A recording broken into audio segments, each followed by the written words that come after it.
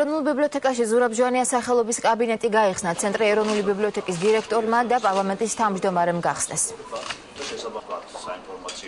რაღაცნაირად ის რომ ბიბლიოთეკა პარლამენტს გადაეცა, ეს ურას ინიციატივა იყო და ეს განსაკუთრებით მძრუნველობდა და კარგია რომ შეფასდა ეს და დაფასდა და გარდა ამისა ეს არის კაბინეტი რომელიც პარლამენტთან ურთიერთობას არეგულირებს და ესეც ურას იდეა იყო და ამიტომ ესეც ჩვენთვის ძალიან მნიშვნელოვანია. ეროვნულ ბიბლიოთეკაში გაიხსნა ზურაბ ჟვანიას სახელობის კაბინეტი და ამითი დღეს საქართველოს პარლამენტის ეგიდით დაიწყო ზურაბ ჟვანიას 50 წლის დღის აღნიშვნა.